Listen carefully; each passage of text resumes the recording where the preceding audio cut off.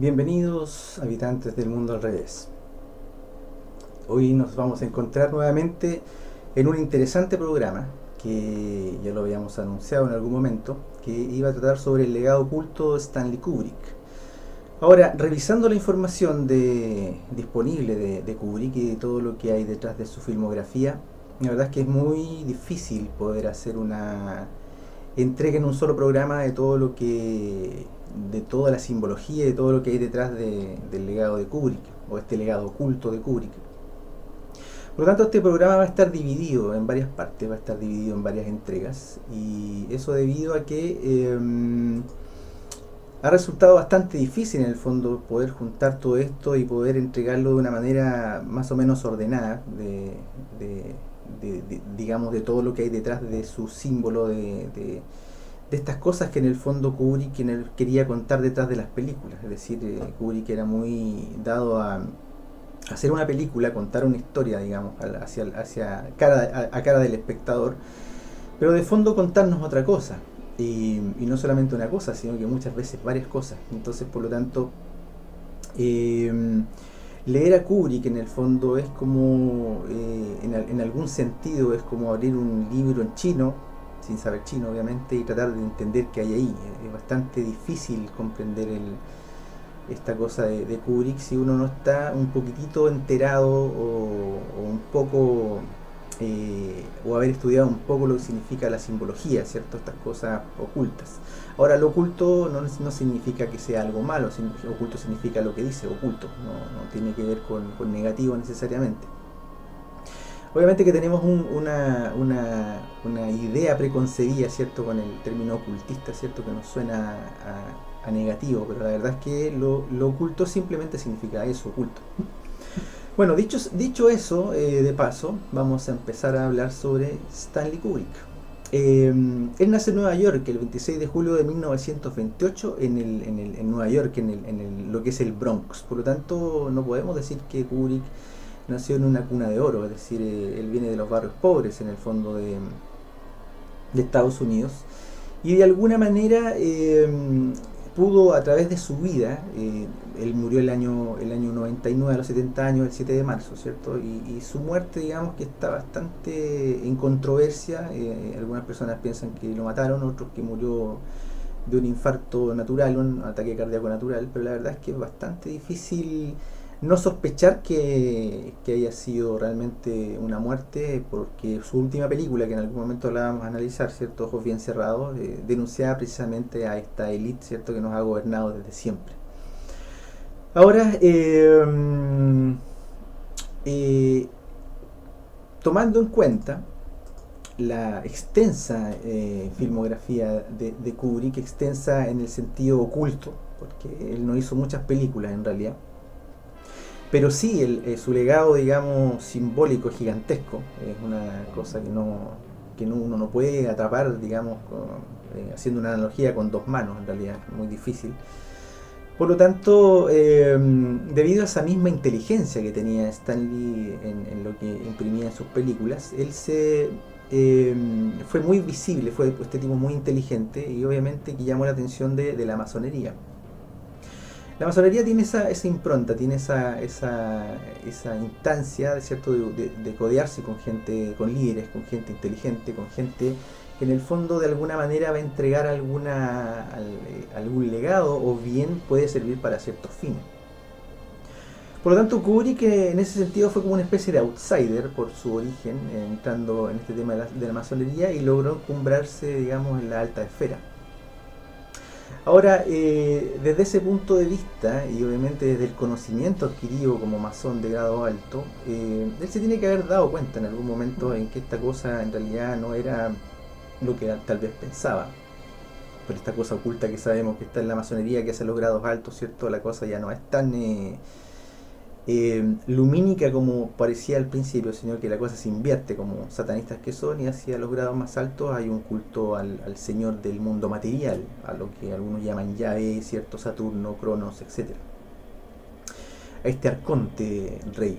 Y en cierta medida esta película que vamos a analizar hoy día, Odisea 2001, tiene que ver con eso, tiene que ver con el hecho de que es muy probable que Kubrick nos haya estado hablando acerca de esta idea, ¿cierto?, de este Dios que viene y que en algún momento interviene una creación para hacerla suya, en el fondo.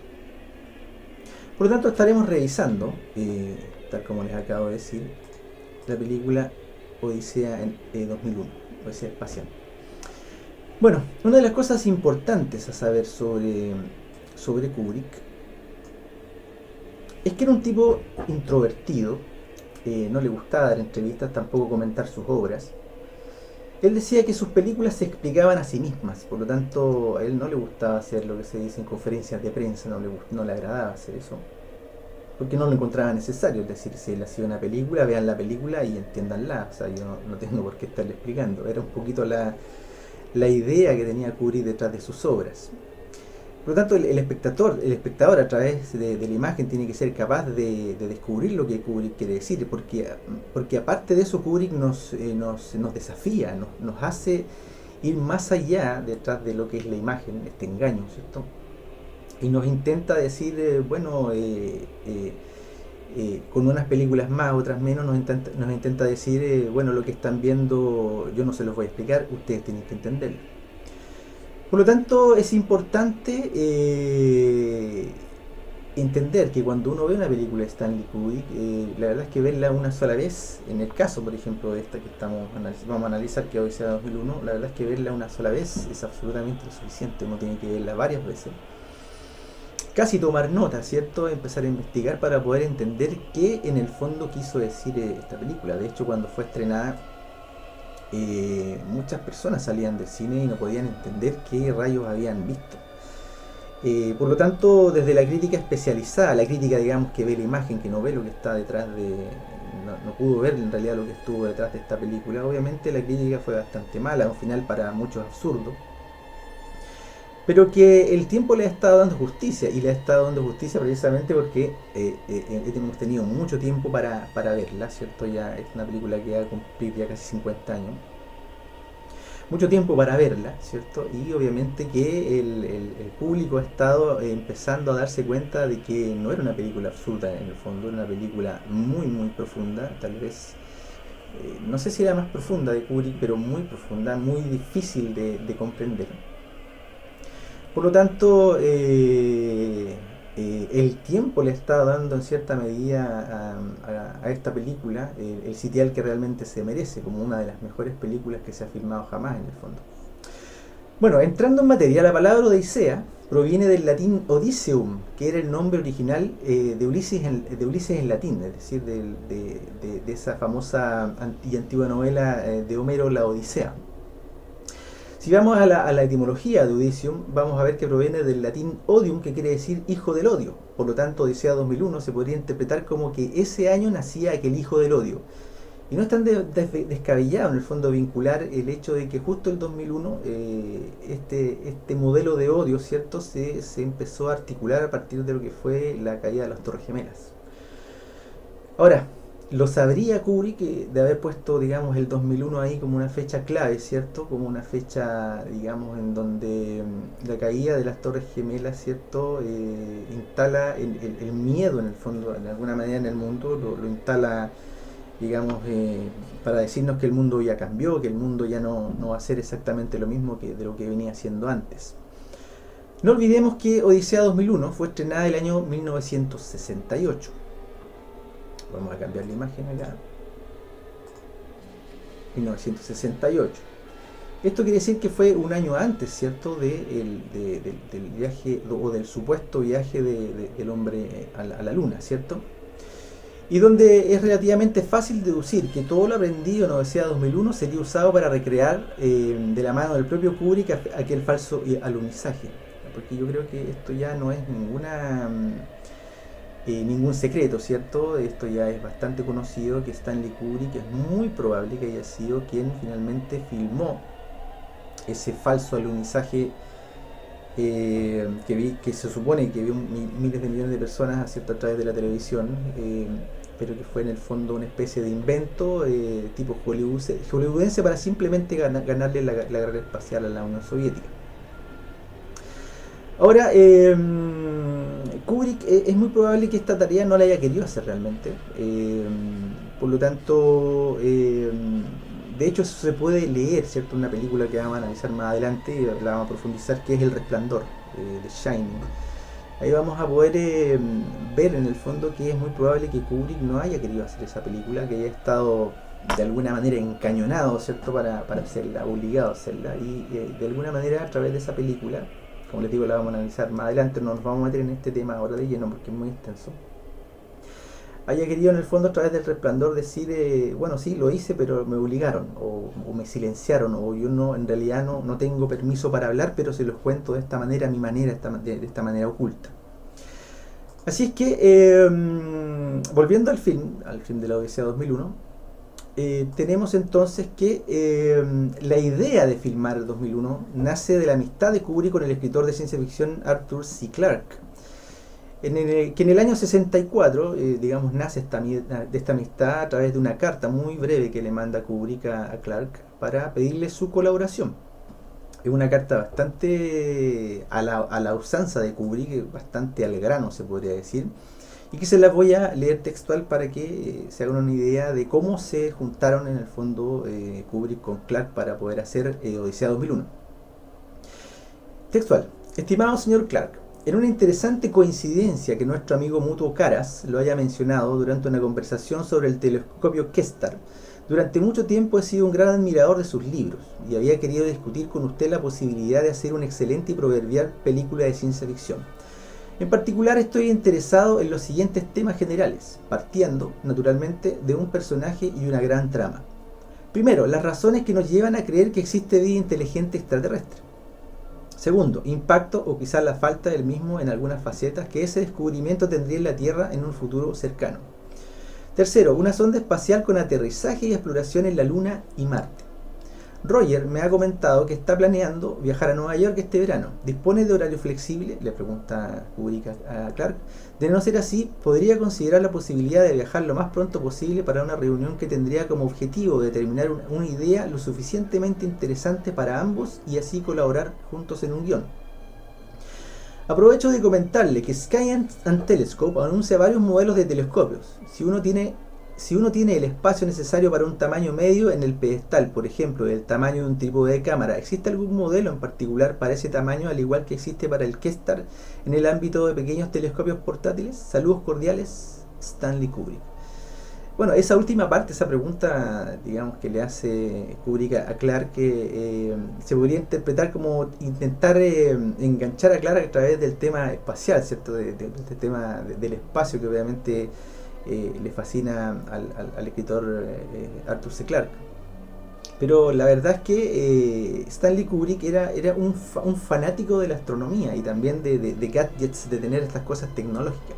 Estamos hablando del año 1964, obviamente no teníamos los aparatos tecnológicos que tenemos hoy en día. Pero a Kubrick le gustaba muchísimo. De hecho, Kubrick era todo un innovador tecnológico en sus películas, ¿no? Fue uno de los primeros en aplicar en sus películas la Steadicam, que era esta cámara que se monta, ¿cierto? Y uno la mueve y filma, digamos, prácticamente sin sobresalto.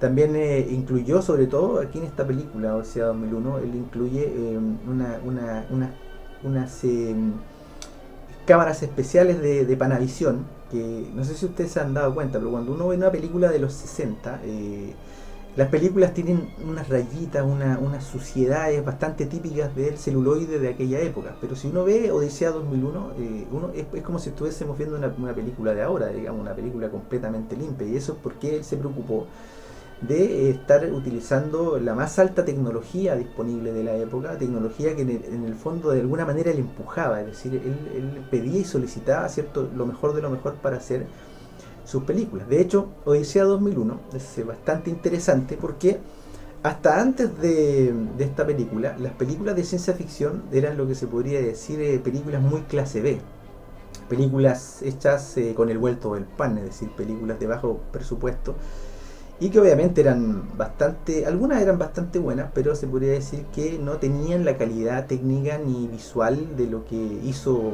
digamos, Stanley con Odisea 2001. Por lo tanto, la ciencia ficción tiene un antes y un después con la irrupción de Stanley Kubrick, con esta película del año 1968 y esa 2001. Es decir, estamos hablando de que se pegó un salto, pero impresionante, digamos, en calidad, y que eso dio obviamente paso a películas como posteriores como Star Wars, por ejemplo, en lo que es calidad, en lo que es la propia ciencia ficción. Bueno, volviendo a la historia de la génesis de, de esta película, ahí tenemos otro fotograma, ¿cierto? En un set de la película, el propio Clark con Kubrick. Todo esto que estos dos socios se ponen a la tarea, ¿cierto?, de sacar adelante el guión, lo hacen sobre la base de una novela corta de Clark que se llama El Centinela, escrita en 1948. Por lo tanto, ya había un antecedente, es decir, ya tenían allí una idea, ¿cierto? Una idea sobre la base de la película que ellos querían hacer, que era esta novela que se llamaba El Centinela. La película da inicio con un eclipse solar que representa a Osiris. Aquí ya estamos entrando en lo que ya es la simbología, que es el sol, cabalgando sobre la barca de Isis, es decir, representa un viaje al mundo de los muertos, que es este mundo material. Pues es aquí donde el ser interno experimenta una breve muerte en su eternidad espiritual. Es decir, aquí en el fondo Kubrick, con esta simbología, ¿cierto?, del inicio de la película, nos está hablando de que todo lo que está ocurriendo aquí está ocurriendo en el mundo de la ilusión, está ocurriendo en el mundo de la imagen, que él era un mago de la imagen, está ocurriendo en el mundo de la materia, en el fondo, en el mundo de la mente. Vamos a cambiar de imagen. Luego de varios planos de mostrar a la Tierra como recién creada, aparece un homínido rodeado de animales, donde hay una especie de convivencia no agresiva, como una especie de feliz pasar, en el fondo. Es casi un jardín del Edén lo que estamos observando en ese inicio de la película. Donde están estos primates que conviven, ¿cierto?, con estos tapires, parece que son esos animalitos que están allí. Y todo se ve bastante bien, digamos, en el sentido de que son seres que están de alguna manera cohabitando o están compartiendo el lugar, ¿cierto? Esta cosa como este jardín del Edén. Ahora, vamos a cambiar de fotograma. El proceder tribal ya está asentado en los grupos de primates, donde la apreciada agua era representada por un charco que era de alguna manera compartido después de inocentes batallas gesticulares donde nadie resultaba herido. Es decir, en la película observamos que existen dos grupos de primates, ¿cierto?, que de alguna manera comparten la poca agua que hay. Eso es como una época de mucha escasez lo que hay ahí, y que hay como una especie de batallas muy inocentes, de gritos, ¿cierto?, de gesticulaciones, pero en el fondo nadie resulta herido. Es decir, la cosa es bastante sana, por decirlo de alguna manera. Ahora, todo en el fondo continúa bastante similar, ¿cierto?, hasta que en algún momento, en un día, después de estar estos primates en una caverna, eso es muy simbólico dentro de esta película, están estos primates dentro de una caverna en la noche, ¿cierto?, sintiendo los ruidos de los depredadores, con miedo. Y ahí se puede advertir en cierta medida como el jefe tribal de estos primates empieza a tener como una especie de cambio, un cambio en el sentido de que está sintiendo, está presintiendo como que algo va a pasar, como que algo va a cambiar. De hecho, su mirada se vuelve bastante humana, y eso lo podemos advertir. Yo creo que es obviamente un signo bastante claro de que Kubrick nos quería decir: aquí está empezando a ocurrir un cambio.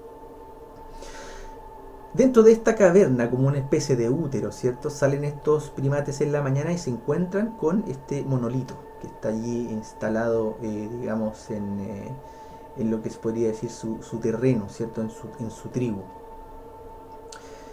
Por lo tanto, intervino de alguna manera este monolito, algo que ya estaba, es decir, interviene una creación, porque estos seres ya estaban. Este monolito llega, ¿cierto?, y de alguna manera interviene esta creación. Ahora, el monolito, ¿cierto?, es al mismo tiempo monolito significa objeto de piedra, ¿cierto?, un objeto único de piedra. Obelisco, ¿cierto?, aparece este obelisco también, al mismo tiempo es un obelisco este monolito. Ya vamos a analizar qué significa un obelisco. Es una mente, es una inteligencia, es una fuerza, es un vórtex, es una especie de regalo, ¿cierto?, que llega de Obviamente ahí uno puede empezar a intuir, bueno, qué quiere decir esto. Pero de alguna manera Kubrick quiere dar a entender de que está llegando una mente. De hecho, es muy significativo de que cuando aparece el monolito, digamos, en las tres instancias que aparece el monolito, que es la Tierra, es la Luna y Júpiter, se escucha un zumbido como de abejas que se hace con las voces, los coros que utiliza ahí en la banda sonora Kubrick.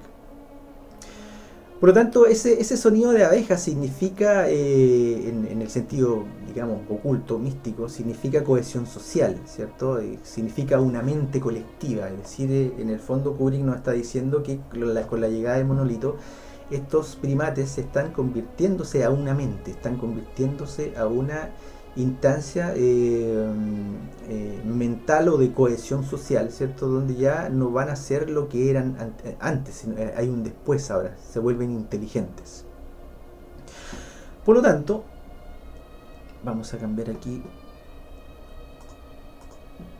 Por lo tanto, algo cambia en el orden del mundo, la dualidad de la mente humana, de la mente toma las riendas en el fondo, siendo el grupo que obtiene la mente, la fuerza, la tecnología para matar y sobreponerse.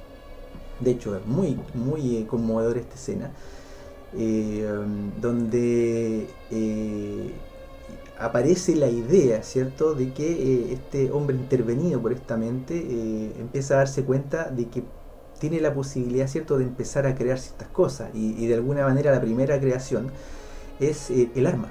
Es decir, de encontrarse con estos huesos, ¿cierto?, y poder darse cuenta que con el hueso puede destruir, puede atacar, como símbolo de inteligencia primigenio, ¿cierto? Y lamentablemente hoy en día seguimos haciendo lo mismo, es decir, cada vez que encontramos un adelanto tecnológico, lo primero que empezamos a ver si militarmente sirve para algo.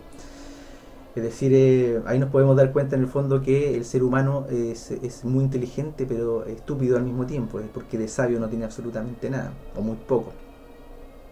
Por lo tanto, algo cambia. De hecho, hay una instancia, ¿cierto?, en que vuelven a aparecer los de la otra tribu para poder compartir el agua y vuelven a la inocente batalla, ¿cierto? Y estos primates matan al jefe de la otra tribu, digamos, con los huesos. Por lo tanto, ya estamos ahí presenciando lo que podría ser el primer crimen.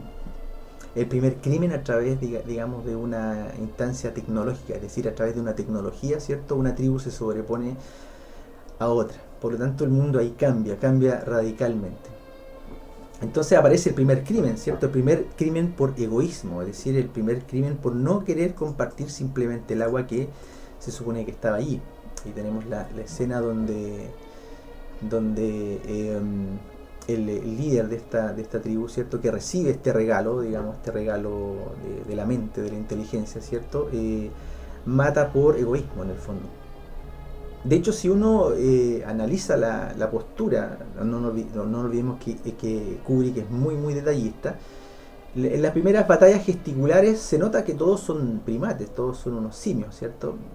Pero ya cuando están en posesión, digamos, del arma, los de la tribu que recibe el monolito, podemos ver que ellos ya no están tan simiescos, ya no están tan gesticulares y están bastante más erguidos que los de la otra tribu, es decir, están empezando ya a dejar de ser los homínidos y están convirtiéndose en hombres, en seres humanos.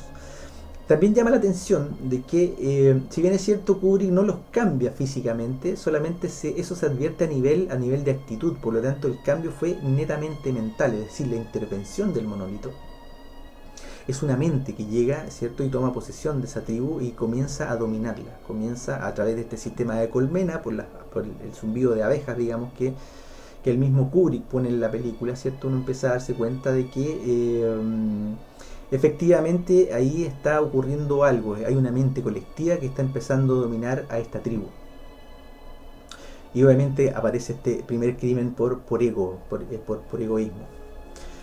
También aparece algo interesante, es decir, en las primeras instancias estos primates herbívoros no comían carne, es decir, después de la irrupción digamos, del monolito ya aparecen comiendo carne, ya se están comiendo a los tapires que estaban junto a ellos, ¿cierto? Y aparece también la idea esta de la crueldad, ¿cierto? De la crueldad sobre los animales, de esta cosa que todavía la tenemos hoy día con todo este sistema de matanzas, ¿cierto? Que tenemos con pollos, ganado, para alimentar al ser humano, ¿cierto? Por lo tanto, también aparece de alguna manera un cambio con esta mente de herbívoro a carnívoro. Ahora, obviamente que eso está evidenciando lo que les decía anteriormente, que había una suerte de evidencia, ¿cierto? Que se estaban volviendo inteligentes, pero al mismo tiempo también menos sabios. Esta imagen es interesante porque es el momento en que aparece la canción de Así habló Zaratustra o Zoroastro de Richard Strauss. Y no es casual, puesto que Zoroastro fue un maestro que creó la primera religión monoteísta conocida del mundo en el siglo VI antes de Cristo. ¿Monoteísta en qué sentido? De que era un dios único, porque no nos olvidemos que las antiguas deidades, por ejemplo egipcias, sumerias, eran muchos dioses, podrían haber otros, digamos, más importantes, pero digamos que por primera vez aparece una religión donde hay solamente un dios. Y curiosamente, la llegada del monolito, ¿cierto? Es la llegada de la presencia de este dios, es decir, de un dios que llega, ¿cierto? Impone su mente, impone su ley, de alguna manera instalando lo que se llama la dualidad en la humanidad, ¿cierto? Esta idea del bien y del mal, ¿cierto? La dualidad ya la he explicado otras veces, pero obviamente que tengo que explicarla para poder que entendamos el monolito. El monolito tiene principalmente dos lados, es decir, tiene un bien y un mal, o una luz y una tiniebla, siendo un todo. Ahora, ¿cómo se explica la dualidad? La dualidad se explica de que es un todo, en este caso una mente digamos, muy inteligente, una mente malvada de fondo, pero tiene la particularidad de que una mitad, la mitad de esa dualidad tiene la capacidad de disfrazarse de bien. Por lo tanto, esa el engaño, digamos, de la dualidad. En el fondo tenemos un mal y tenemos otra parte que es el mismo mal que se disfraza de bien. Y ese es el engaño de la dualidad, ese es el engaño arcóntico en el fondo de la mente.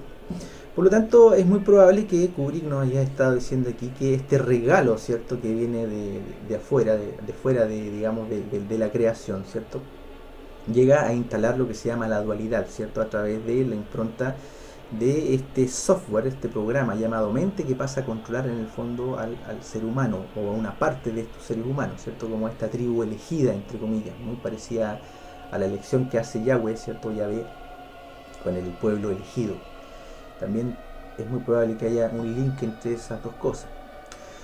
Por lo tanto, se acepta la teoría, ¿cierto?, de un solo Dios creador. Por lo tanto, la llegada del monolito es al mismo tiempo la llegada de ese Dios, en el fondo, que ha aparecido para tomar posesión, eliminando el natural camino de la unidad para crear la dualidad. Es decir, es un poco separar la creación de la unidad, es decir, del mundo espiritual, y enfocarla simplemente en la dualidad, ¿cierto?, en esta cosa intrínsecamente al revés, ¿cierto?, o malvada, al revés del mundo espiritual, pero que se instala, ¿cierto?, para hacer en el fondo tomar posesión en el fondo de este mundo como parte de sí mismo, en este caso de este Dios, ¿cierto?, que llega a tomar posesión del mundo.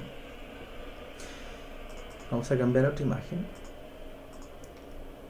De pronto, en el film desaparece todo aquel génesis dualista mental que estábamos observando con los primates, ¿cierto? Y en un plano instantáneo magistral que suma casi 4 millones de años, es decir, un corte de ese hueso de primate, ¿cierto?, a una nave espacial, ahí hay más o menos 4 millones de años de diferencia, aparece esta imagen, ¿cierto? Como que el hueso se transforma, o ese implemento tecnológico, ¿cierto?, evoluciona hasta convertirse en ese aparato tecnológico, ¿cierto? Por lo tanto, el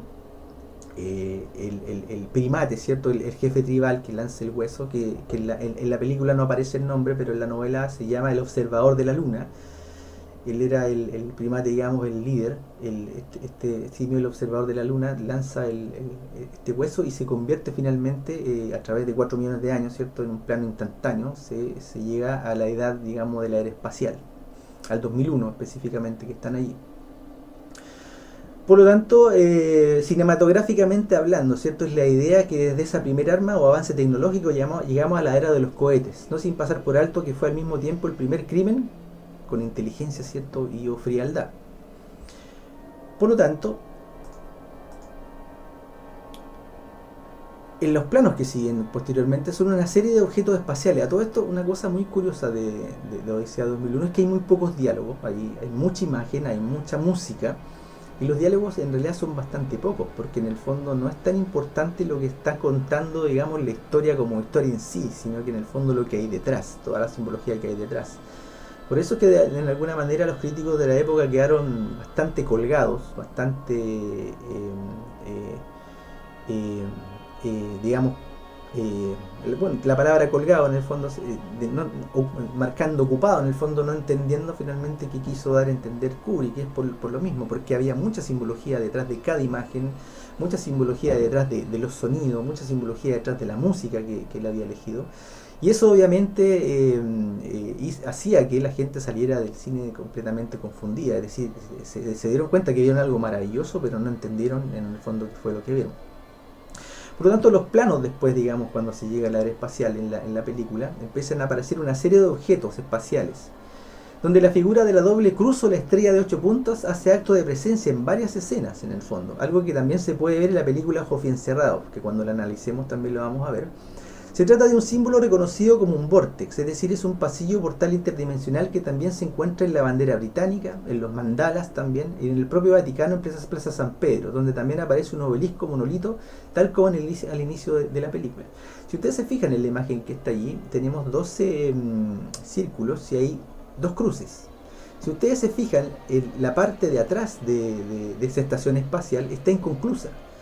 Por lo tanto, ahí Kubrick nos quiere dar a entender de que ese vórtex, es decir, la unión de esas 2 cruces, porque ese es un vórtex, la unión de esas 2 cruces, que es en el fondo el objetivo que tienen los arcontes, supuestamente, con el hecho de lograr capturar definitivamente los espíritus en la materia, lo van a hacer a través de esta imaginería o truco satánico, ¿cierto? A través de lo que se llama un vórtex.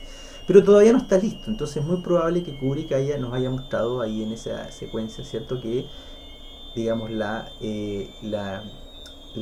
estación no estuviese completa, es decir, como que es algo que se está por completar, que se está por hacer.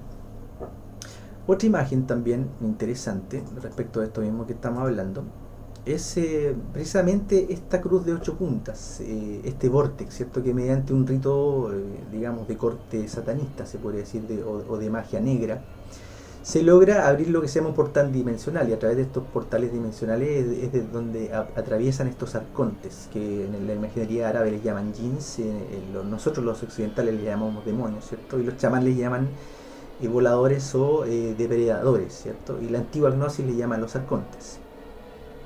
Si ustedes se fijan ahí en la Plaza San Pedro, justo, digamos, allí donde está el obelisco,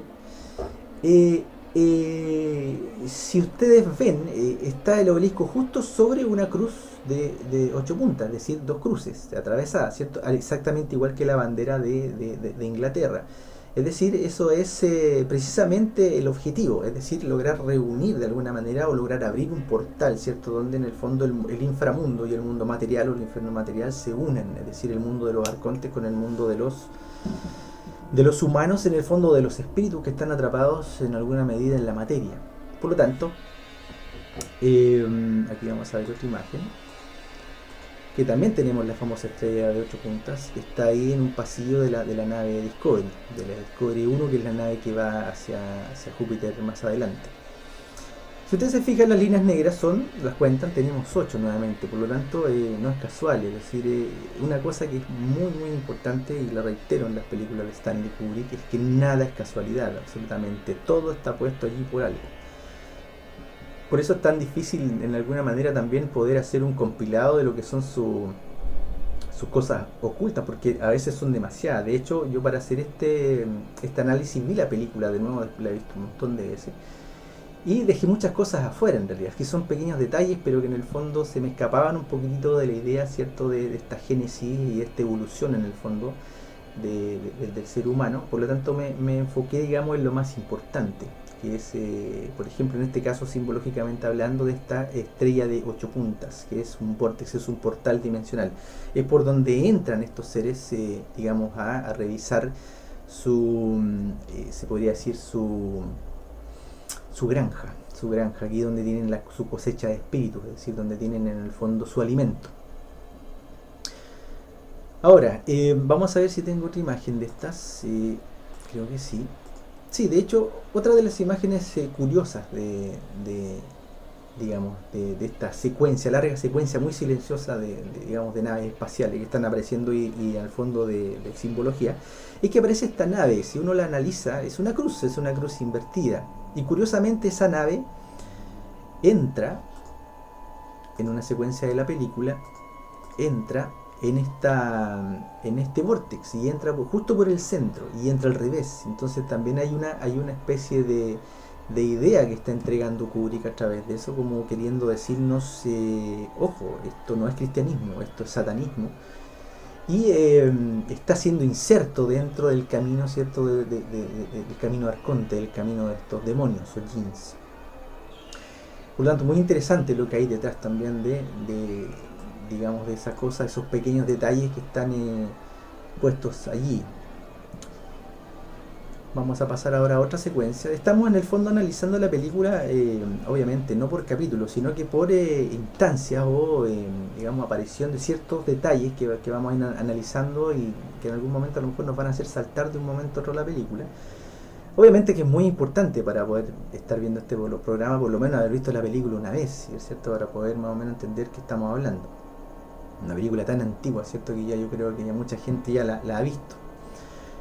Bueno, vamos a analizar ahora esta foto que tenemos acá atrás.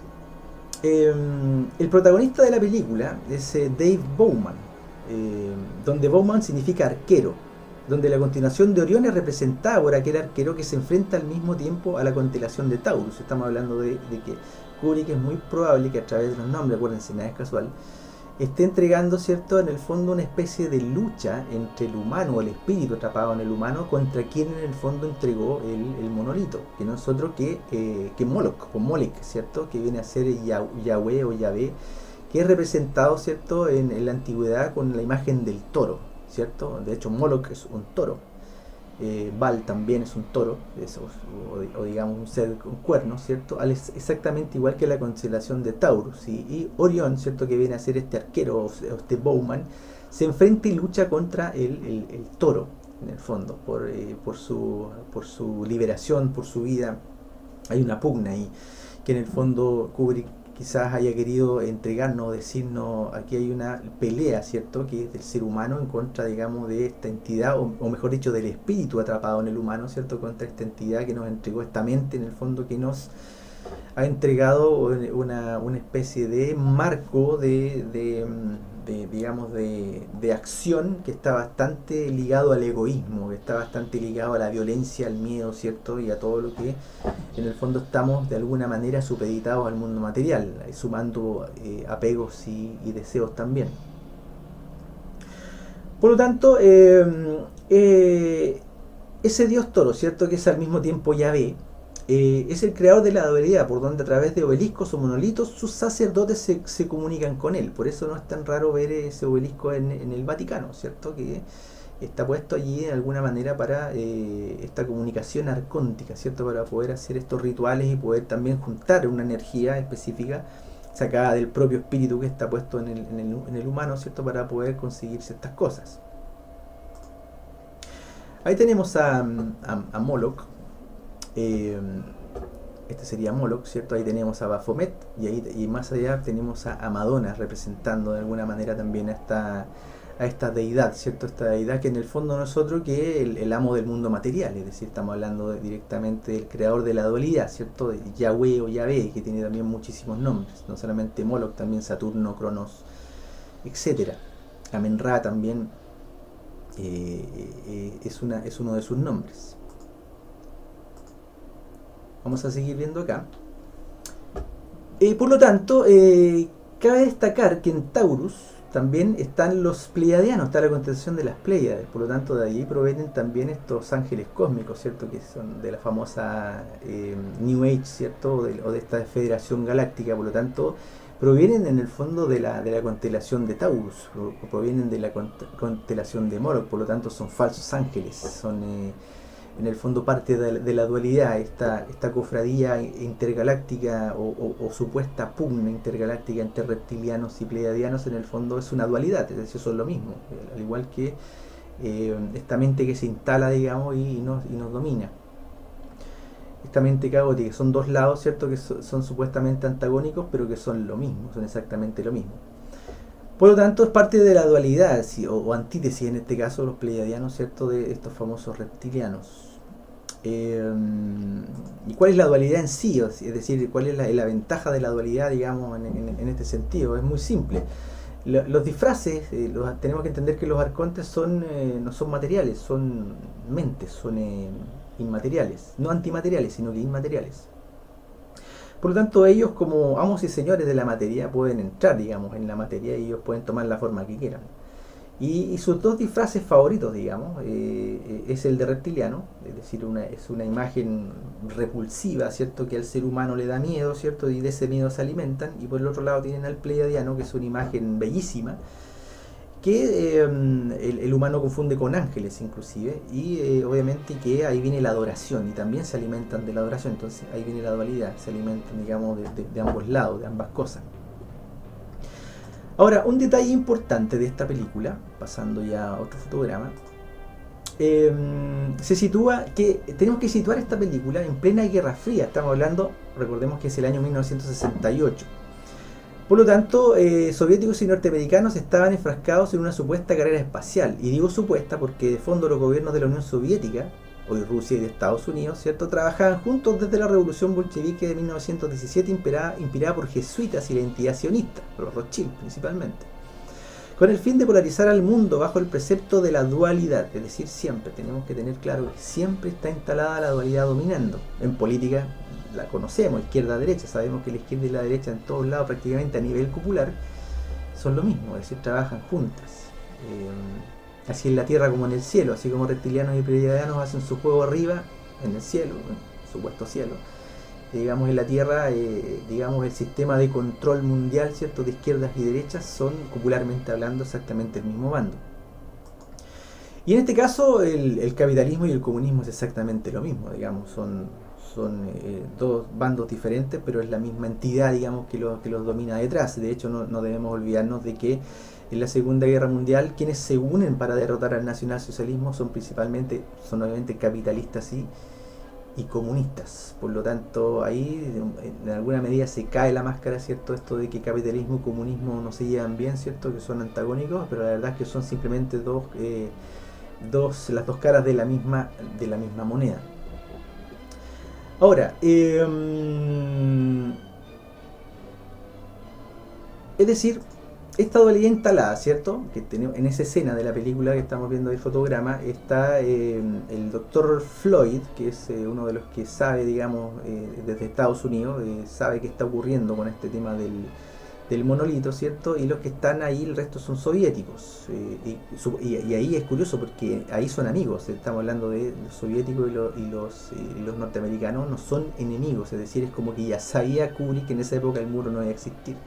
Pero también había un cierto recelo de parte de Estados Unidos de comunicarle a la Unión Soviética de que habían descubierto algo. De hecho, digamos, de una manera bastante elegante, ahí el doctor Floyd les da a entender de que tampoco él sabe mucho de qué es lo que está pasando, y todo se disfraza a través de una epidemia que hay en una base lunar. Pero la verdad es que descubrieron este monolito y no lo quieren compartir con los soviéticos, exactamente como en la escena, digamos, los primates, los que descubrieron el monolito no quisieron de alguna manera tampoco compartir esa inteligencia, sino que se volvieron egoístas.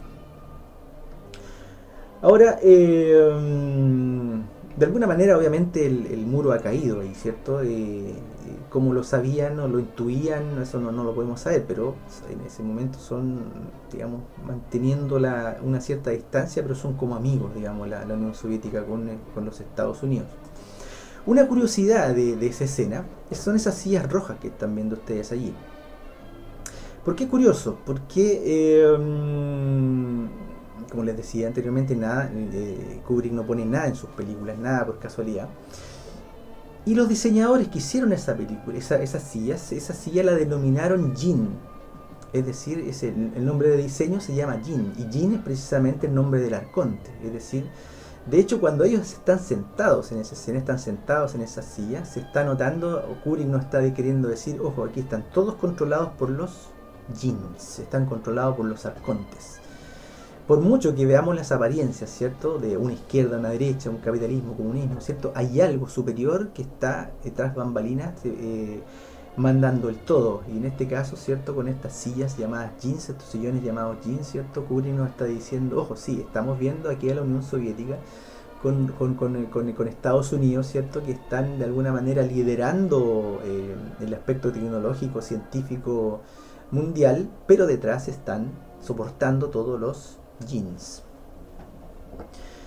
Bueno, jin, dicho sea de paso, en el árabe significa aquellos que se ocultan, eso significa jin, y de hecho uno ve las sillas allí, pero como no sabe realmente cuál es el origen, digamos, del símbolo que hay detrás de esas sillas, ¿cierto? Uno simplemente ve sillas, están ocultas, el jin está oculto ahí, es decir, hace exactamente honor al nombre en el árabe, que significa aquellos que se ocultan.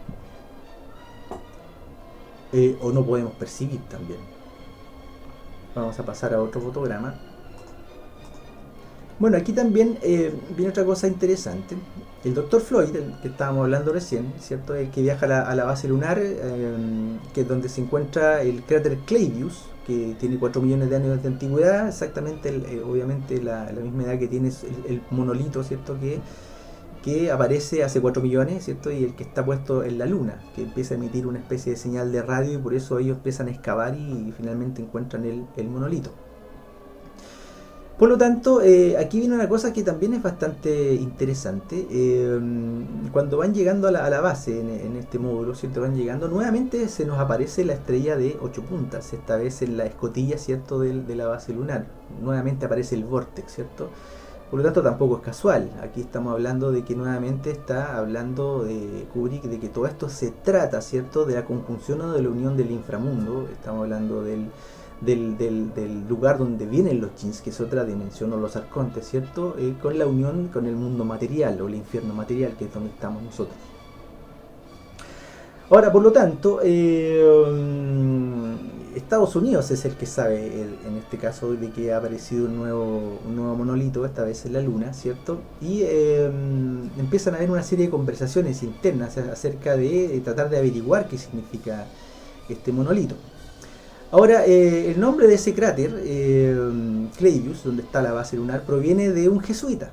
Aquí los jesuitas, no podemos olvidarnos, los jesuitas son fundamentales en todo esto que estamos hablando. Ellos son los detentores, digamos, de las se podría decir, de todo el conocimiento que hay detrás de las antiguas escuelas de misterio, es decir, todo el conocimiento egipcio, sumerio, estamos hablando, digamos, en términos probablemente mágicos, son los jesuitas, que de alguna manera, ¿cierto?, lograron infiltrar la masonería, ellos mismos crearon los Illuminati, infiltraron la masonería, y actualmente crearon también al movimiento sionista junto con los Rothschild, y obviamente se podría decir que ellos son los que manejan el todo, manejan, por algo en el propio Vaticano tenemos el obelisco, ¿cierto?, y tenemos también la misma estrella de 8 puntas, porque ese es el símbolo de ellos, ¿cierto?, y la bandera de Inglaterra lo mismo, es el símbolo de ellos, que quiere decir que ese es terreno de ellos, es el mundo de ellos, la iconografía de ellos, de los arcontes, los que dominan esto. Ahora, Christophorus Clavius, en latín, ¿cierto?, era un matemático jesuita muy prominente que vivió entre 1538 y 1612. Ahora,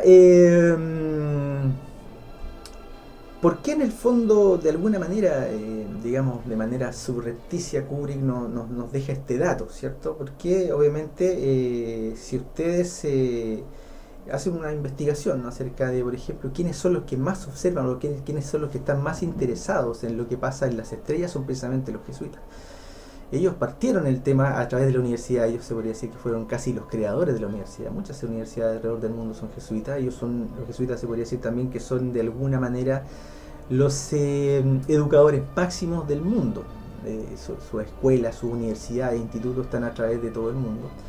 Y al mismo tiempo también muchísimos, casi la mayoría de lo que se podría decir, los centros astronómicos mundiales están bajo las manos de los propios jesuitas.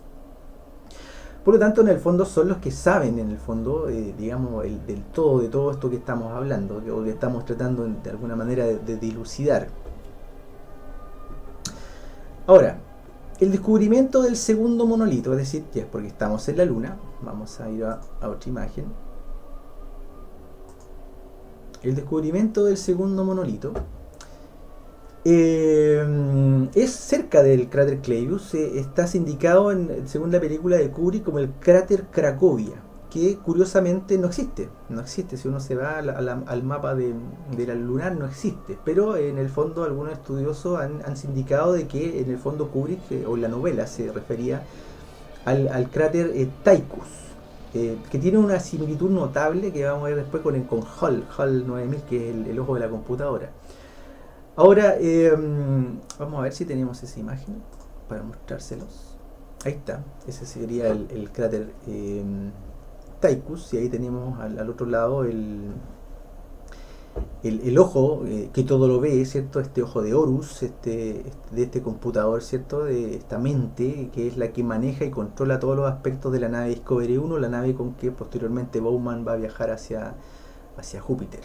De ahí se pueden ver que es bastante curiosa la similitud, ¿cierto?, entre Tychus, donde encuentran el monolito, con HAL 9000, el computador, con el ojo de HAL 9000. Por lo tanto, el monolito hace nuevamente su trabajo. Vamos a pasar a otra imagen. El monolito nuevamente hace su trabajo, ¿cierto? Y nuevamente el hombre toca este monolito. Es decir, un nuevo paso, digamos, en la evolución del hombre, o en la opresión del espíritu, también lo podemos ver desde ese punto de vista, es decir, la evolución de la inteligencia, pero al mismo tiempo la opresión de la conciencia del espíritu. Hay un salto. Por lo tanto, este hombre guiado por la mente, ¿cierto? Que no es lo mismo que guiado por el espíritu, obviamente, ¿cierto? Pues los cabalistas, dotados por el dios dual del monolito, lo que buscan es la iluminación o trono del mundo material. Eso es lo que están tratando de buscar a través de lo que probablemente intenta decirnos Kubrick con esta segunda parte, ¿cierto?, de este segundo monolito.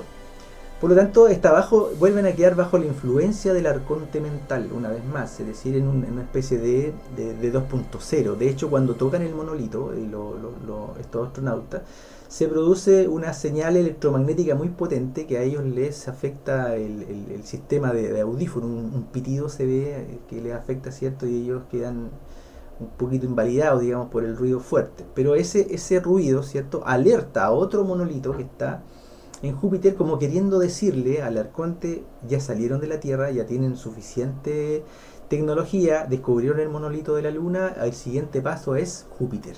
Es decir, allá aparece nuevamente el mismo monolito, son 3 veces.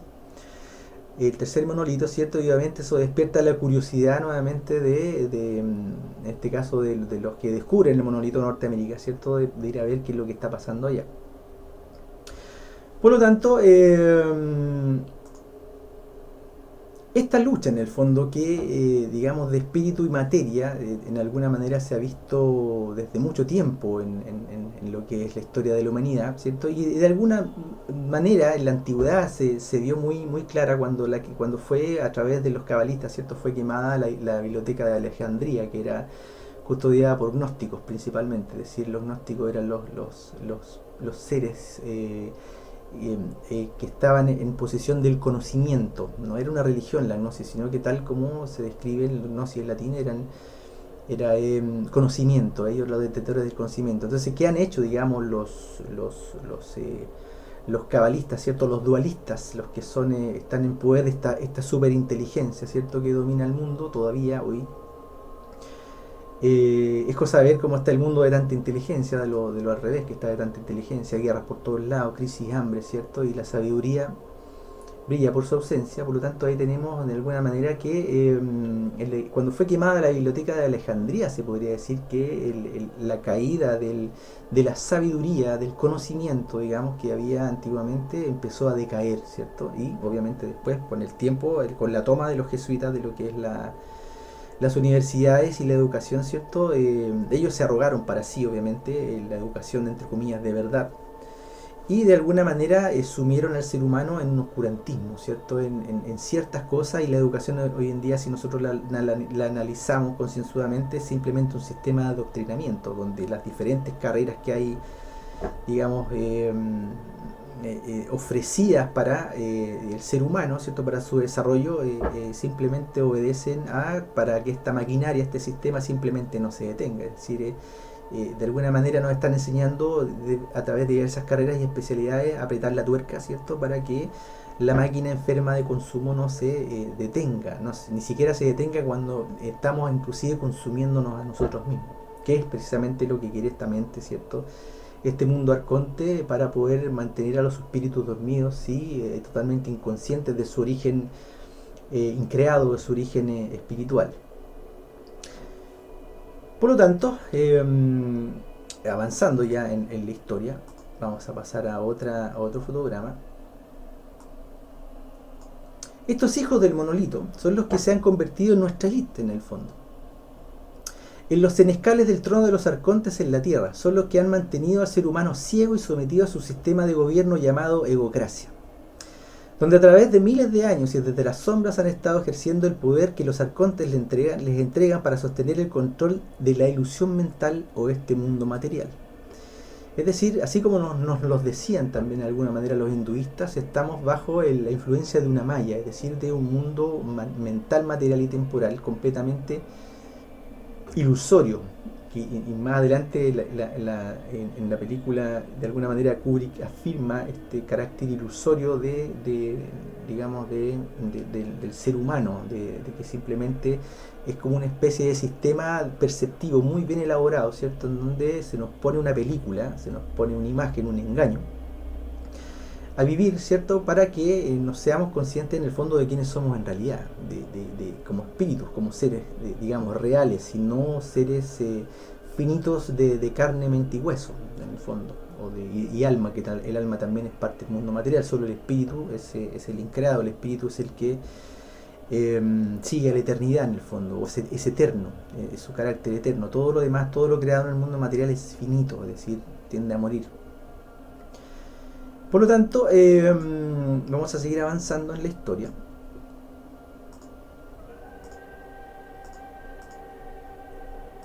Toda vez que Bowman y su equipo están en la Discovery 1, se encuentran rumbo a Júpiter, que dicho sea de paso, en la novela original, el rumbo no era hacia Júpiter, sino que era hacia Saturno.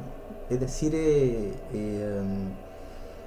¿por qué Kubrick en el fondo no hace la película hacia Saturno? Porque el Saturno, estamos hablando obviamente de 1968, no habían efectos de computadora como tenemos hoy día. Entonces recrear Saturno con sus secuencias de anillos, porque no son 2 ni 3 anillos, son muchísimos anillos, se le volvía demasiado complicada. Entonces él decidió cambiar Saturno por Júpiter. Por lo tanto, para que entendamos en el fondo el trasfondo de la película, tenemos que ceñirnos al guión original, que era Saturno. Es decir, ¿y por qué Saturno? Muy importante, porque tiene que ver exactamente con todo esto que estamos hablando. Es decir, el monolito no aparece en Júpiter, sino que aparece en lo que es Saturno.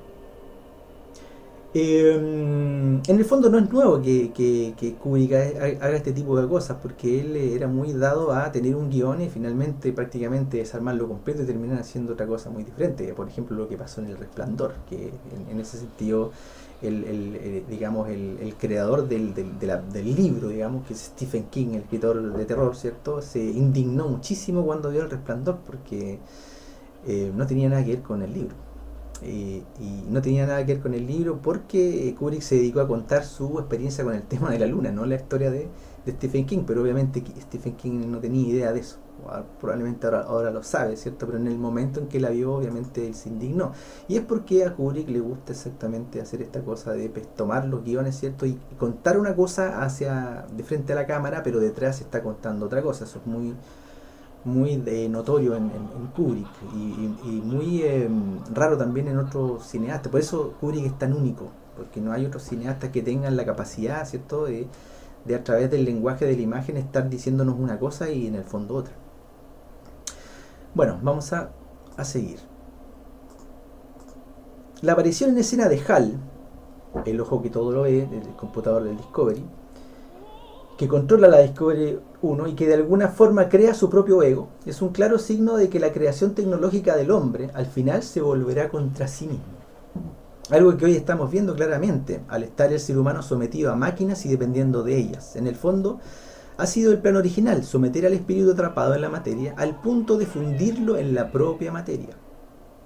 Por tanto, todo lo que vemos en Odisea 2001 es la historia de cómo la mente, esta mente que fue proveída por el monolito original, ¿cierto?, ha sometido a la conciencia, la inteligencia a la sabiduría, el miedo al amor, en este plano contrario al espíritu o mundo al revés.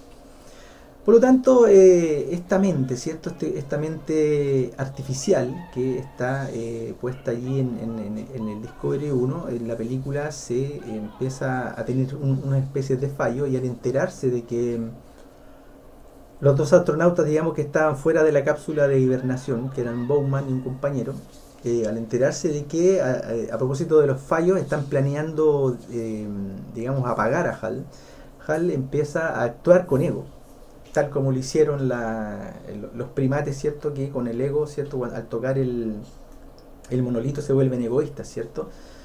Hal toca su propio ego, ¿cierto?, y al darse cuenta que estos astronautas quieren acabar con él empieza a matarlo. De hecho, se deshace de uno que sale al exterior a arreglar una antena, ¿cierto?, y le corta literalmente el cordón hacia la nave y lo termina matando, ¿cierto? Y Bowman, a través de una secuencia, aparte de magistral, muy angustiante, logra de alguna manera, recuerden, si no han visto la película, primero vean la película y después escuchen esto. Muy angustiante, Bowman logra cortar digamos, apagar a HAL 9000. Una curiosidad con HAL, de alguna manera Kubrick quería, para hacer la computadora, él estuvo en conversaciones con la empresa International Business Machines, que es la IBM. Pero le fue mal con la idea. IBM no tenía intenciones de participar en una película de ciencia ficción porque lo encontraban poco serio. Recordemos que las películas de ciencia ficción hasta antes de Odisea 2001 eran un chiste, eran películas muy malas. Y obviamente no tenían ni idea que Kubrick iba a hacer algo tan bueno. Seguramente que hoy día se deben estar arrepintiendo de no haber participado. Pero como una especie de ironía o de venganza, ¿cierto? Kubrick decide ponerle HAL porque utiliza justo la letra anterior a cada letra de IBM. H es anterior a I de IBM, ¿cierto? La A a la B, ¿cierto? Y en el fondo la L, la anterior es la M. La L y la M. Por lo tanto, Kubrick como que quiere decir que no importa, no me interesan las máquinas IBM, HAL es anterior, es más importante que IBM. Una manera de vengarse de manera lingüista y simbólicamente también hablando. Por eso el nombre HAL. Es una especie de venganza contra la IBM que no quiso estar en la película. Sigamos avanzando entonces en esta trama extraña, ¿cierto?, de esta película Odisea 2001. El monolito, al mismo tiempo, es un sistema de comunicación arcóntica. Es también el símbolo del culto a Saturno, el sol apagado, el mismo al que desde el Vaticano se le rinde pleitesía, como vimos anteriormente. Y desde otras religiones también, estando esa misma estructura en la propia ONU. Obelisco significa literalmente asto mástil de Baal, es decir, en el fondo es el pene de Baal. Estamos hablando de esa fuerza, ¿cierto? De esa fuerza masculina, de esa fuerza disruptiva, destructiva, ¿cierto? Que está instalada en las mentes de los hombres. Ahí, por ejemplo, ustedes pueden advertir que el cubo, el monolito, ¿cierto? Lo tenemos lo tenemos en la imaginería musulmana, en la Kaaba, ¿cierto? Ahí tenemos un monolito que hay un salón muy extraño que está en la propia ONU. Es decir, también es curioso que este monolito esté en la ONU. El cubo que tenemos un poquito más allá es el cubo que está justo frente al Rockefeller Center. Estamos hablando de los Rockefeller, la familia Rockefeller, Rothschild y todas estas son familias que son ritualistas, ¿cierto? Y están también de alguna manera detrás de todo esto.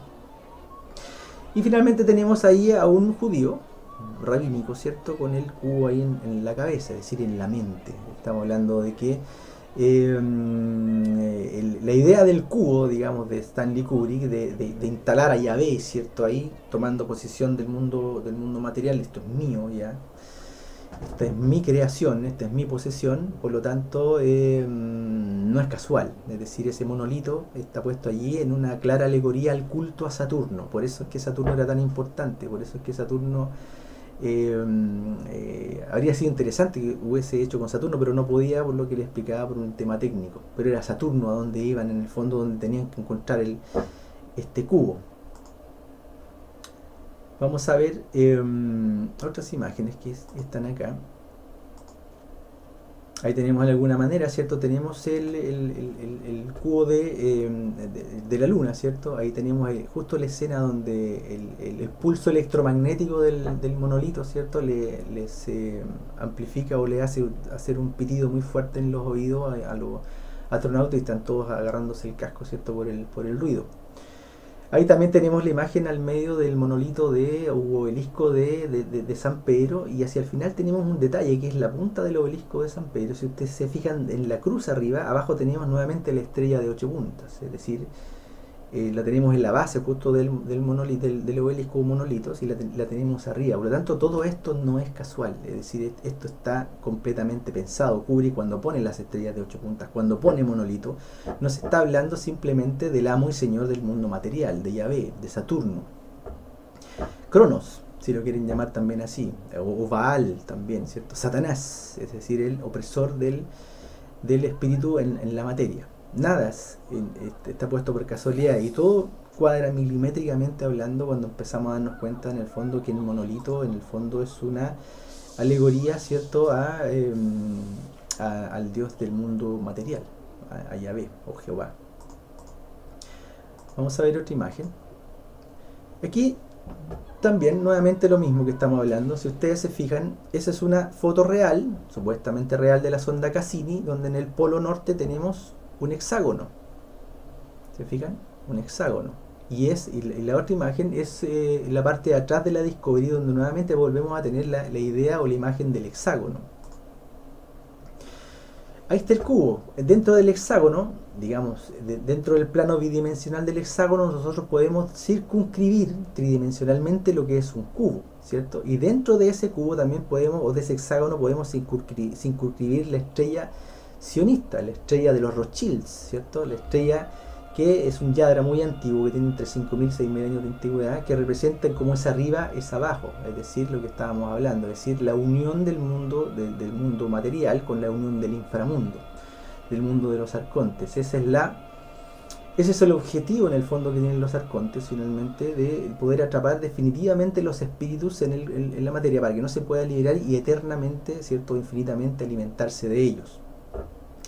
Curiosamente, la estrella de David, mal llamada estrella de David en el fondo, porque nunca fue la estrella de David, si ustedes analizan, son 6 puntas, son 6 lados y 6 triángulos. Por lo tanto, tenemos ahí lo que se podría denominar un perfecto 666. Es decir, estamos hablando que el culto saturnino es el culto a Satanás, es el culto a la materia, es el culto al Dios creador de la dualidad, es decir, de este sistema de bien y mal falso, porque es falso bien, digamos, y donde nos tiene sometidos constantemente diciéndonos elige la píldora roja o la píldora azul, y en el fondo no importa cuál elijas, tú sigues siempre atrapado, digamos, en la dualidad. Por lo tanto, la misión del espíritu es trascender la dualidad, ¿cierto? Apagar este arconte llamado mente, esta cosa egoísta hiperinteligente, ¿cierto? Y empezar a hacer el camino hacia el corazón, hacia la conciencia. Ahora, ¿cómo hacer eso? Esa es la gran pregunta.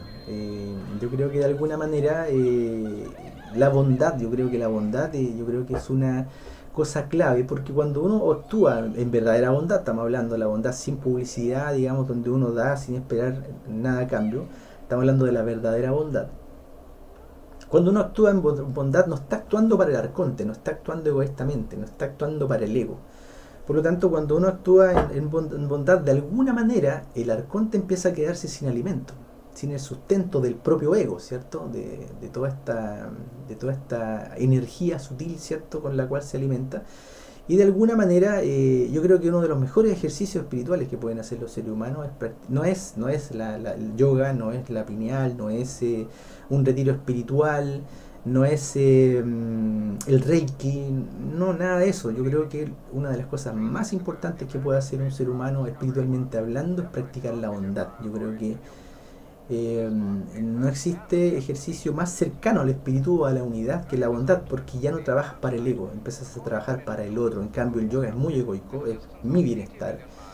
El tema de la pineal, lo mismo, son muy egoicos estos ejercicios que te pueden aportar obviamente un bienestar material y un bienestar mental y salud al cuerpo, ¿cierto? Pero eso es otra cosa, aquí estamos hablando de un tema espiritual, por lo tanto yo creo que detrás de la bondad hay un excelente ejercicio espiritual. Bueno, retomando lo que estamos hablando, que en el fondo todo tiene que ver, ¿cierto? Pero que de alguna manera tenemos que volver también a esto que estamos hablando de Odisea 2001. La aparición de los tres monolitos, ahí los tenemos los tres. Ahí está el de la Tierra, ahí está el de la Luna y más allá el de Saturno. Acuérdense que Saturno es el original. La aparición de los tres monolitos en la Tierra, Luna y Júpiter, Saturno, es una alegoría tritonal del pasado, el presente y el futuro, justo en concordancia con el tema de Strauss, así habló Zaratustra. Recordemos esa famosa que de fondo tienen que estar sonando, esa famosa secuencia de esta pieza de Strauss que es tritonal. Tan, tan, tan, pasado, presente, futuro. No es casual, está puesto allí por algo. Es decir, podrá sonar un poquito divertido, pero Kubrick piensa absolutamente en todo, no se le va a detalle. Y por algo lo contrataron con el tema de hacer el fake de la luna. Pero fue tan inteligente, y lo vamos a ver en El Resplandor cuando analicemos esa película, fue tan inteligente que puso errores a propósito para que descubrieran el engaño. Que lo vamos a ver, va a estar muy interesante cuando hablemos del Resplandor, que en el fondo es hablar del falso viaje a la luna. Bueno, sigamos. Cabe señalar entonces que cada vez que los monolitos aparecen, ¿cierto? Está este sonido de cohesión social, este sonido de abejas, ¿cierto? Que en el fondo está dándonos a entender de que hay una mente, una colmena. Recordemos que las abejas funcionan en mente de colmena, ¿cierto? Y es lo mismo que se le está otorgando al hombre, se le está otorgando una mente de colmena, es decir, una mente que en el fondo obedece a una mente maestra o una abeja reina en este caso, que vendría a ser analógicamente hablando Yahvé, ¿cierto? Por lo tanto, este Dios mental Yahvé está en nuestras mentes, desde ahí nos gobierna. El arconte rey, ¿cierto? Este demonio tribal antiquísimo, ¿cierto? Que tomó posesión de la creación y la convirtió en la dualidad. Bueno, sigamos, en la historia ya nos está quedando bastante poco. Cuando Bowman ya ha logrado desactivar al asesino Hall 9000, se encuentra a las puertas de Saturno y del tercer monolito, que esta vez está en el espacio llevando a cabo una especie de ritual cósmico, donde en una conjunción planetaria recrea una cruz que sabemos tiene origen egipcio y no cristiano. Tal vez como una forma de evidenciar que el proceso ya está completo, el espíritu ha sido definitivamente subyugado a la mente, la materia y el tiempo. Y ahí tenemos una secuencia bastante interesante. Se alinean los planetas, digamos el monolito se pone horizontal y se recrea esta cruz, cierto, que ha sido por siglos, cierto, un símbolo del cristianismo falso, en el fondo del cristianismo al revés, cierto, que fue implementado por Constantino en esta satánica iglesia católico apostólico romana. Suena fuerte cita satánico porque uno piensa en el diablo. Recordemos que satánico es una palabra del hebreo antiguo que significa adversario, por lo tanto en este caso la religión, no solamente la cristiana, casi todas las religiones, digamos, han sido adversarias del espíritu, es decir, están puestas para religar y para atar a la materia y no para espiritualizar. Sigamos acá entonces. Recordemos que en la película Bowman Hall mata no solamente al compañero que está afuera, mata a los que están en los sarcófagos de hibernación, que también era bastante curioso ver esos sarcófagos porque eran bastante egipcios, digamos, visualmente hablando. Hall 9000, la computadora los mata, es decir, les corta todos los suministros vitales. Por lo tanto, Bowman se encuentra completamente solo, este arquero, ¿cierto? Orión se encuentra totalmente solo luchando contra el toro, contra Moloch, se encuentra solo. Y frente a la curiosidad, ¿cierto?, de que ya no tiene posibilidad de regresar, porque Hall era el que manejaba la nave, no tiene ninguna posibilidad de regresar, él decide enfrentar e ir hacia el monolito.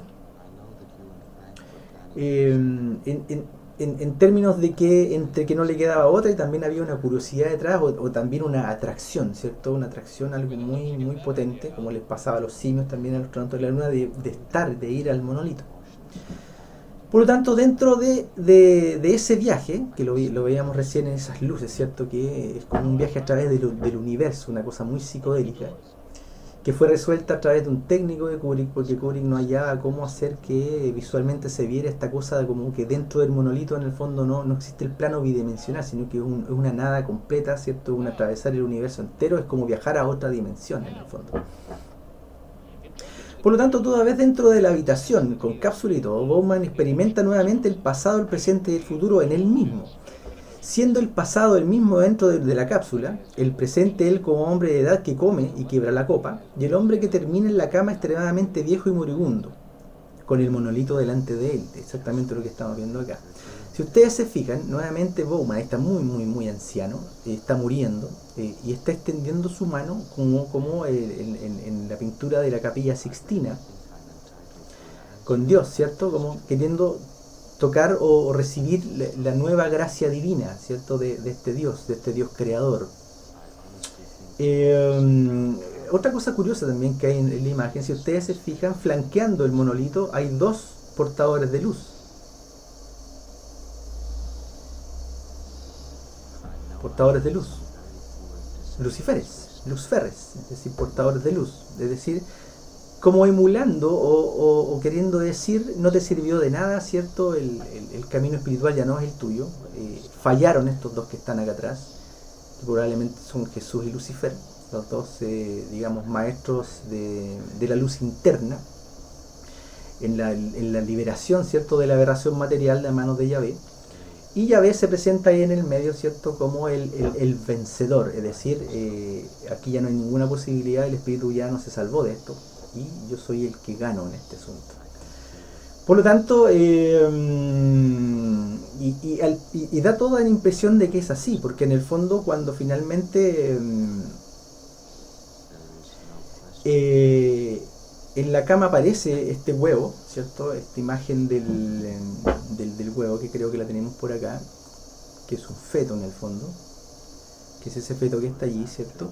En el fondo da a entender de que nace una nueva humanidad, es decir, después de esta humanidad, ¿cierto?, nace una nueva humanidad que podría ser inclusive más benigna, más buena, ¿cierto?, una humanidad mejor, pero el espíritu igual continúa atrapado en la materia, ¿cierto?, o definitivamente atrapado en la materia, es decir, no es una liberación espiritual, sino que es el camino por posesión, ¿cierto?, a través de este camino tritonal, ¿cierto?, de estos tres obeliscos, ¿cierto?, estos tres monolitos, en donde nos está diciendo Kubrick en el fondo que estamos cada vez más atrapados en la mente y en la inteligencia, ¿cierto?, al punto de que tal vez llegar a un punto en que definitivamente ya no vamos a poder salir.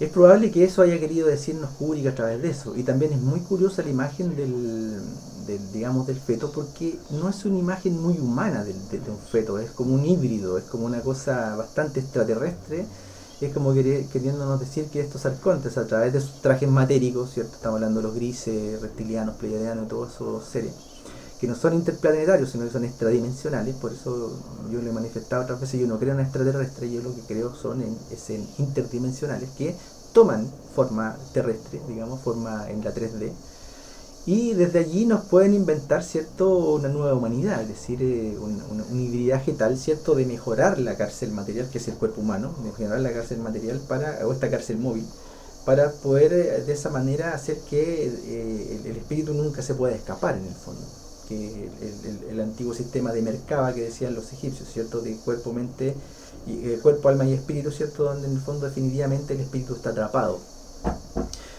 Así es que Kubrick aquí nos quiso decir en el fondo que el hechizo está completo, una nueva humanidad nace bajo el influjo del monolito u obelisco, sellándose así el triunfo de la materia sobre el espíritu en la ilusión finita. Porque si ustedes se dan cuenta, toda la escena de la habitación es una ilusión, no puede estar pasando. Él entró, digamos, pasó a través del monolito y de pronto se encuentra con cápsula y todo dentro de una habitación neoclásica, donde se ve a sí mismo, ¿cierto?, pasado, presente y futuro, joven, digamos, adulto y muy muy viejo. Entonces, por lo tanto, es una ilusión. De alguna manera, Kubrick nos está diciendo que el ciclo de la vida, ¿cierto? De nacer, crecer y morir es una ilusión. Y es exactamente lo mismo que nos dicen los hinduistas, ¿cierto? Y las antiguas escuelas de misterio, ¿cierto? La muerte en realidad no existe porque el espíritu es eterno. Lo que sí existe, ¿cierto? Es esta ilusión de nacer, crecer y morir, donde en el fondo, así como le decía Juan Matus a Castaneda, ¿cierto? Así como nosotros hacemos gallineros, ¿cierto? Para alimentarnos de las gallinas, los arcontes han creado un humanero en la tierra, ¿cierto? Para alimentarse de los humanos, o específicamente hablando de los espíritus atrapados en los humanos. Bueno, hemos llegado entonces al final de este análisis de Odisea 2001, que espero les haya gustado. No ha sido, como les decía, fácil lograr en el fondo cohesionar esta simbología, todo esto que hay detrás con esta supuesta historia, ¿cierto? Obviamente de la humanidad, ¿cierto? Pero también del trasfondo metafísico que hay detrás de la historia contada. Y espero les haya gustado, espero les haga sentido. Si no han visto la película, les recomiendo que la vean, ¿cierto? Y después vuelvan a ver o vean por primera vez este video, ¿cierto? Y les va a hacer todo más sentido. Y en algún momento se pueden dar cuenta de la genialidad, ¿cierto? De la inteligencia que tenía en el fondo Kubrick para poder revelar, ¿cierto? Cosas que él sabía, no de manera directa, sino que de manera alegórica, como lo hizo, y de manera tan bella también, de una manera tan artística. Por lo tanto, estamos frente a un verdadero genio de la cinematografía mundial, sin parangón alguno. Es decir, estamos hablando de que Kubrick corre solo, es decir, Kubrick es lejos el mejor cineasta que ha tenido la industria del cine, y muy por delante, digamos, del resto en capacidad técnica, digamos, en ideas, en esta genialidad, ¿cierto? Cómo cuenta las historias, cómo nos cuenta una cosa, pero en realidad está contando otra. Genial. Así que vamos a seguir en este ciclo, ¿cierto? Del legado oculto de Stanley Kubrick. Esta es la parte 1 finalizando, y vamos a continuar en una segunda parte con El Resplandor. Espero la próxima semana también, durante el fin de semana, y lo voy a estar anunciando. Así que muchísimas gracias por haber visto este programa, y un abrazo grande, y nos estamos viendo en El Resplandor. Chao, chao.